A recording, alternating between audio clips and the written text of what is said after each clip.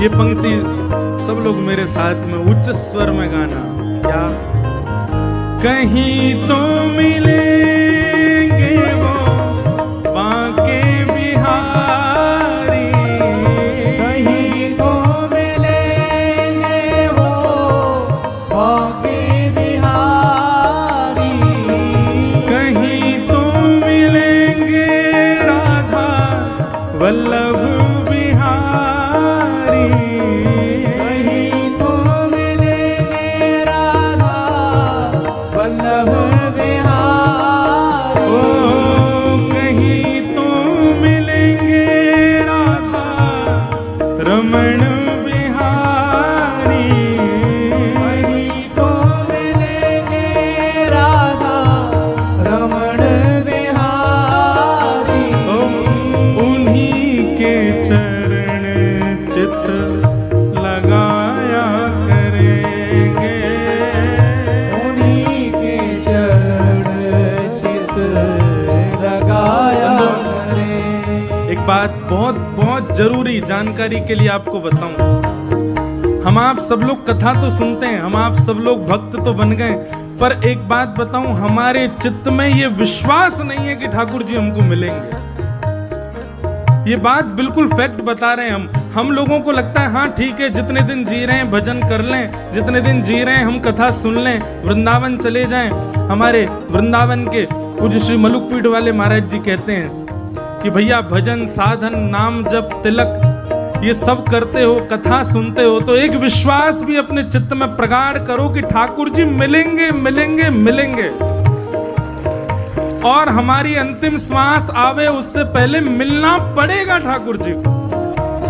आप जाके बिहारी जी से ये बात कहाँ करो, कोई बात नहीं, इस बार नहीं तो अगली बार कभी तो आप मिलोगे, आपको मिलना, उससे पहले मेरे प्राण नहीं जा सकते, ये विश्वास चित्त में प्रकट करो।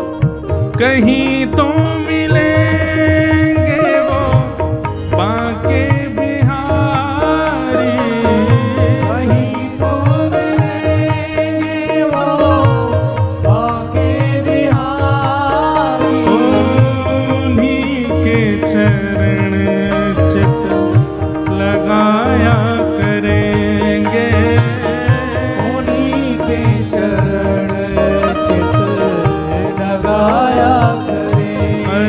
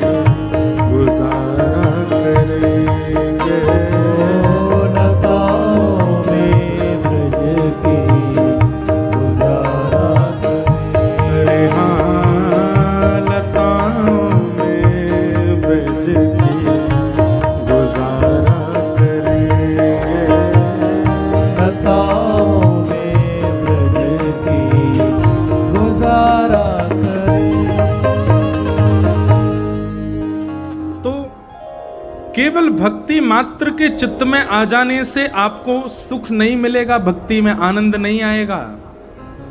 उसके दोनों पुत्र ज्ञान और वैराग्य भी चाहिए। बिना पुत्र के मां उदास ही रहती है, बिना पुत्र के मां को सुख नहीं मिलता। इसलिए ज्ञान यानी कि विवेक को चित्त में लाइए और वैराग्य के रूप में यह त्याग चित्त में लाओ कि जो भगवत मिलन में बाधा बने उसका त्याग करो। अभी प्रारंभ में अन्न से ही शुरू कर दो। उन वस्तुओं का त्याग करो जो भगवत मिलन में बाधा बने। और इसमें एक चीज आप कर सकते हो, जैसे पहली बार वर्जिश करने जाए, वर्जिश मतलब जिम वगैरह जावे, फिजिकल एक्सरसाइज करने जाए, तो उसको एक आध दिन की छुट्टी होती है। ऐसे स्कूल जाने वाले बच्चों को भी एक आध दिन की छुट्टी होती है, पर जब वो हायर क्लासेस में पहुंच जाते फिर छुट्टी नहीं होती उनकी। ऐसी वर्जिश करने वाले भी थोड़े यूज टू हो जाते हैं, जिम करने वाले, एक्सरसाइज करने वाले यूज टू, फिर उनकी छुट्टी नहीं होती। ऐसी स्टार्टिंग डेज में कुछ दिन ऐसा कर लो, महीना में एक आध 2 दिन का चीट डे।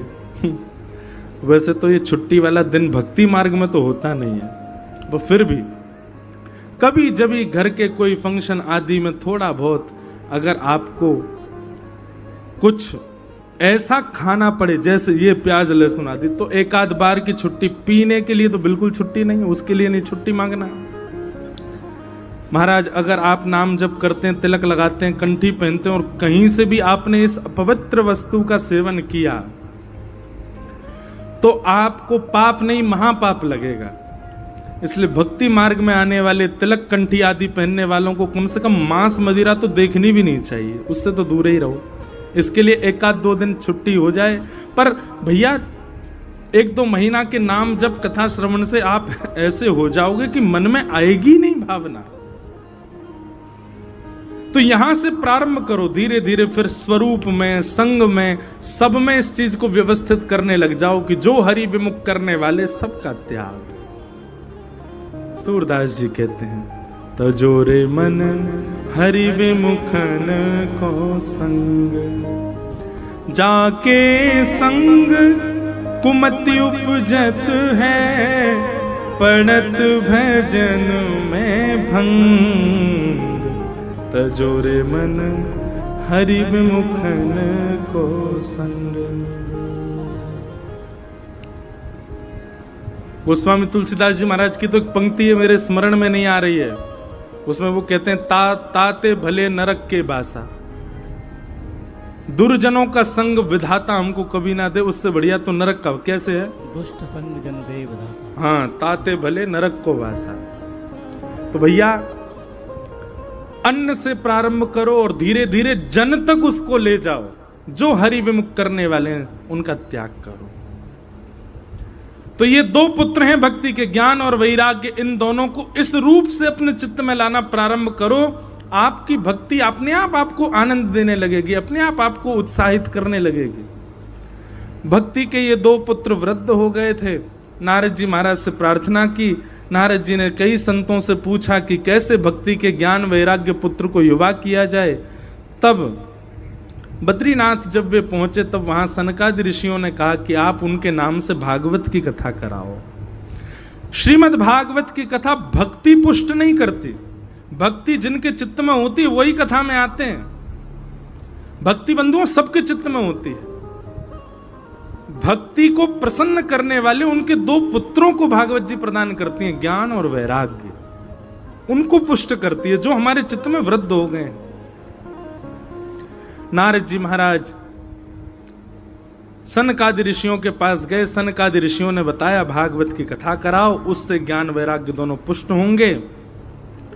तब भागवत की कथा नैमिषारण्य ऋषिकेश क्षेत्र में गंगाद्वार समीपे तु तटमानंद नामकम, ऋषिकेश में भागवत की कथा का क्रम रखा गया। अनेक ऋषि, अनेक देवता, सब गंधर्व जन आदि सब वहां पधारे और सनक सनंदन सनातन सनत कुमार ही वक्ता रूप में बैठे। भक्ति अपने दोनों पुत्रों के साथ जैसे ही वहां पहुंची, भक्ति सुतौ तौ तरणौ गृहीत्वा प्रेमैक रूपा सहसा विरासित, श्री कृष्ण गोविंद हरे मुरारे, नाथेति नामानि मुहुर्वदन्ति। बहुत ध्यान पूर्वक सुनिएगा। सप्ताह कथा सुनने से आपके चित्त में ज्ञान और वैराग्य प्रकट हो जाएंगे, ज्ञान और वैराग्य युवा हो जाएंगे, पर कथा पूरी होते ही वो फिर वृद्ध होने लग जाएंगे। हमारा काम क्या है, व्यास का काम क्या है कि 7 दिन में श्रोताओं के चित्त में ज्ञान और वैराग्य को प्रकट करे, युवा करे। पर श्रोता का काम क्या है, 7 दिन बाद जब व्यास जी अपनी पोथी लेके चले जाएं, उसके बाद व्यास जी जैसा चित्त में करके गए, कम से कम वैसा उसको बना के रखे। ये श्रोता का लक्षण है। केवल एक मैया को बात समझ में आई, वही ने ताली बजाइए। ये आपकी जिम्मेवारी है कि आपने व्यास से जो सुना है और व्यास ने जैसा आपके चित्त को बना दिया है, आप कम से कम उसको वैसा तो रखो। उससे बढ़िया करो तो और अच्छी बात है। कम से कम उसको उतना तो संजो करके रखो जितना व्यास जी उसका निर्माण करके चले गए हैं, तब आपकी कथा सुनना सार्थक माना जाएगा।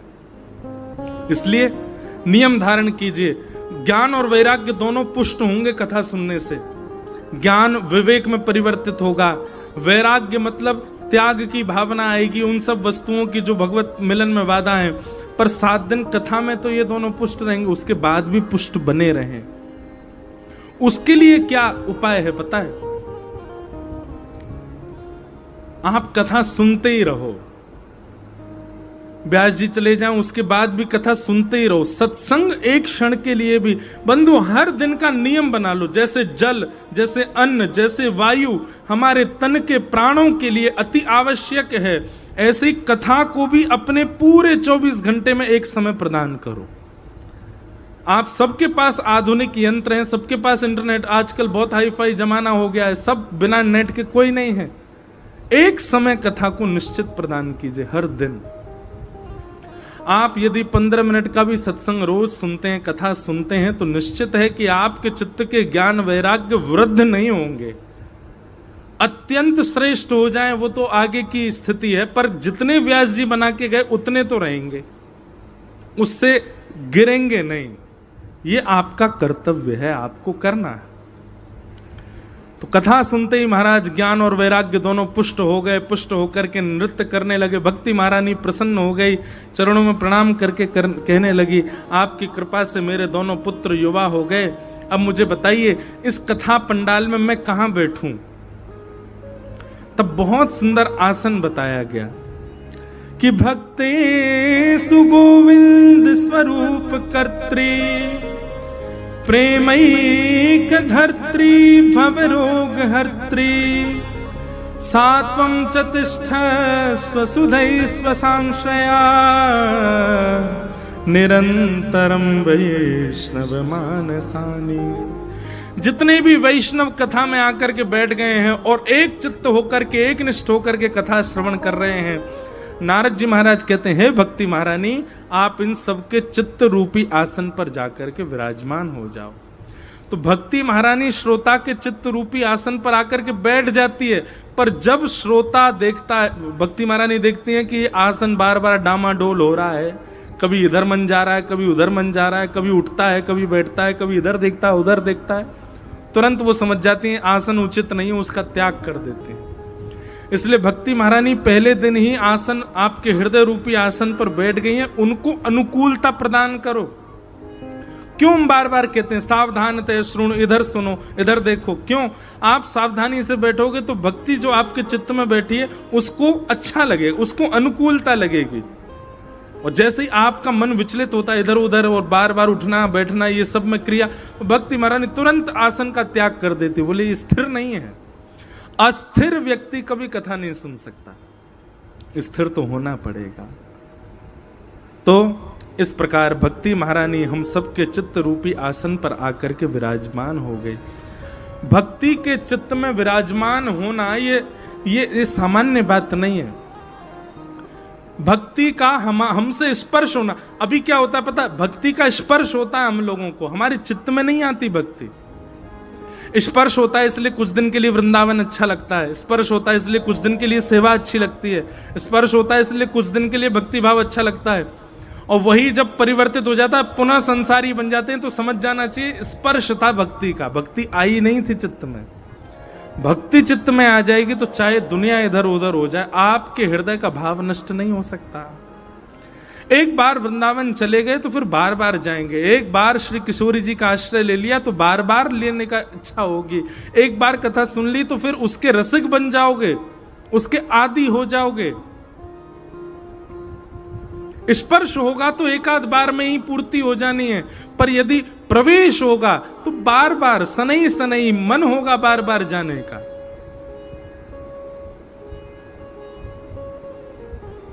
तो भक्ति का प्रवेश हो चित्त में। यहां भागवत जी के महात्म्य में एक श्लोक बहुत सुंदर कहा गया, सकल भुवन मध्ये निर्धनास्ते धन्या निवसत हृदयेषां श्री हरिर्भक्तिरेका हरिरपि निजलोकं सर्वथा तो विहाय प्रविशत हृदय तेषां भक्ति सूत्रोपनद्ध। बहुत सुंदर बात, सब लोग सावधानी से सुनो। रेलगाड़ी में सबसे आगे क्या होता है? इंजन, उसके पीछे डिब्बा होते हैं, और सबसे पीछे, अब तो नहीं होता पर पहले अब छोटे थे तब देखा था, उसमें वो एक कमरा सा होता था, उसमें वो झंडा दिखाने वाले खड़े रहते, क्या बोलते हैं उनको? गार्ड। हाँ, गार्ड रूम होता था। तो भले ही इंजन आगे हो, पर गार्ड के हाथ में जिस कलर का झंडा होगा उससे ही पूरी ट्रेन चलती है, होता है ना। गार्ड रूम कभी भी ट्रेन के बीच में नहीं होता था, आगे नहीं पीछे ही होता है। बहुत ध्यानपूर्वक सुनिएगा। हम सबका जीवन किससे चलता है? लक्ष्मी। हम भोजन कर रहे हैं, खा रहे हैं, पी रहे हैं, सब कुछ हमारा लक्ष्मी से ही चलता है, उसके हाथ में कंट्रोल होता है। लक्ष्मी चाहे तो हमको बड़े महलों में रुकवा दे, और लक्ष्मी चाहे तो रोड पर ले आवे, गार्ड रूम की तरह। पर अभी हमारी ट्रेन चल क्यों नहीं रही है पता है? हमको लगा कि भाई इसके झंडा दिखाने से ही ट्रेन चलती रुकती, तो हमने क्या किया, अपने जीवन रूपी रेलगाड़ी में गार्ड रूम को सबसे आगे खड़ा कर दिया। सबसे आगे गार्ड रूम है, लक्ष्मी को आगे हमने रख दिया है, और उसके पीछे हम लोग दौड़ रहे हैं। यही चाहिए, यही चाहिए, यही सर्व विधाता, यही हमारी जीवन धात्री है, यही हमारे सर्वस्व है। और इंजन यानी कि भक्ति, उसको हमने पीछे कर दिया है। लेकिन श्रीमद् भागवत जी एक भाव कहती हैं, अभी स्थिति क्या है? लक्ष्मी आगे आगे चलती है, उसके पीछे मानव चलता है। पर मूल उद्देश्य क्या होता है? लक्ष्मी किसके पीछे चलती है? बोले ठाकुर जी के पीछे चलती है। तो ठाकुर जी सबसे आगे, उनके पीछे लक्ष्मी, और लक्ष्मी के पीछे हम। लेकिन ठाकुर जी किसके पीछे भागते हैं? बोले अनुब्रजाम में हम नित्यम पूये ये तन्य रेणु भी। भगवान भक्ति के पीछे पीछे चलते हैं। तो भागवत जी कहती हैं, व्यक्ति जब लक्ष्मी जी का आश्रय त्याग भक्ति महारानी के पीछे चलने लग जाता है, तो पहले हमारा स्टेटस क्या था? सबसे आगे भक्ति, भक्ति के पीछे ठाकुर जी, ठाकुर जी के पीछे लक्ष्मी, लक्ष्मी के पीछे हम। और जब हम कथा आदि सुनने के बाद भक्ति के पीछे चलने लग जाते हैं, तो क्या स्थिति होती है? सबसे आगे भक्ति, भक्ति के पीछे भक्त, और भक्त के पीछे भगवान, भगवान के पीछे लक्ष्मी। अभी स्थिति क्या है भैया? एक बात लिख लीजिएगा, ठाकुर जी के पीछे नहीं दौड़ना है। भक्ति का मतलब ठाकुर जी के पीछे दौड़ना नहीं होता। भक्ति तो तब श्रेष्ठ जानो, ठाकुर जी पीछे पीछे दौड़ रहे हैं, ठाकुर जी पीछे पीछे चल रहे हैं। एक हम पद गाते हैं ना, जहां ले चलोगे वहीं मैं चलूं। ये प्रारंभिक भक्ति है। ये प्रारंभिक भक्ति, स्टार्टिंग भक्ति में हमको ऐसा कहना है ठाकुर जी से कि आप जहां ले चलोगे वहां हम चलेंगे, जहां नाथ रख दोगे वहीं मैं रहूंगा। लेकिन जब भक्ति अपनी चरम स्थिति पर पहुंच जाएगी तो ये पद हम नहीं गाएंगे, ठाकुर जी हमसे कहेंगे, तू जहां ले चले गो वहीं मैं चलूं। कहने में थोड़ी अटपटी बात है, पर वास्तविकता यही है कि हम ठाकुर जी के अधीन रहें तो समझो भक्ति अभी निम्न है, और ठाकुर जी हमारे अधीन है जाए तो समझ जाओ भक्ति अब श्रेष्ठ है। भक्ति अपनी अब स्थिति में। हमारे ब्रज के रसिक जन और जिन जिन भक्तों के आप चरित्र सुनते हो, इन्होंने ठाकुर जी की अधीनता से प्रारंभ किया, पर एक स्थिति ऐसी आ गई कि ठाकुर जी इनके अधीन हो गए, ठाकुर जी उनके अधीन रहने लगे। भैया अपने आप को इतना श्रेष्ठ बना लो भक्ति मार्ग में, अपने आप को ऐसा कर लो कि ठाकुर जी आपके बिना रह ही नहीं पावे। ठाकुर जी कहे मुंह को तो जैसो तैसो रखेगो, मैं तो यही के संग ही रहूंगा, मैं यह छोड़ के कहीं ना जाऊंगा। अभी स्थिति पता है क्या है, हम ठाकुर जी को पकड़ते हैं और ठाकुर जी को हम छोड़ देते हैं। ठाकुर जी को पकड़ते हैं, कभी ठाकुर जी को छोड़ संसार को पकड़ लेते हैं। अभी पकड़ने छोड़ने की स्थिति हमारे हाथ में है, पर भक्ति करते भये, कथा सुनते भये, संत जनन की कृपा से एक स्थिति ऐसी आ जाए कि हम पकड़ना छोड़ना बंद कर दें, ठाकुर जी पकड़ें। हम ठाकुर जी को जब तक पकड़ रहे हैं तब तक छूटवे को भय है, लेकिन ज्यादा ना ठाकुर जी ने पकड़ लियो बाद ना छूटवे को भय दूर रह जाएगा, क्योंकि उनकी पकड़ इतनी मजबूत है जैसे अंबुजा सीमेंट जैसे फेविकॉल की पकड़। एक बार चिपक गए महाराज ठाकुर जी फिर ना छूटे। हमारी पकड़ तो कैसी है, अब कौन सा, अब कोई सीमेंट को नाम थोड़ी बोलना, प्रचार तो कर नहीं रहे। हमारी पकड़ पता कैसी है, मट्टी की चिनाई कर दी हो, सीमेंट की जगह मट्टी चिंदई हो ईंटन के बीच में, बिल्डिंग खड़ी तो हो जाएगी, पर जोर की हवा ज्यादा ना चली, जोर की बारिश ज्यादा ना आई, पूरी बिल्डिंग धराशायी हो जाएगी। ये हमारी पकड़ है, मट्टी की पकड़। लेकिन अपने आप को इतना श्रेष्ठ बना लो कि काउदना ठाकुर जी पकड़ ले, और ज्यादा ठाकुर जी ने पकड़ लियो वादना चाहे दुनिया इधर उधर है जाए, तूफान आ जाए, आप नहीं छोड़ पाओगे ठाकुर जी को।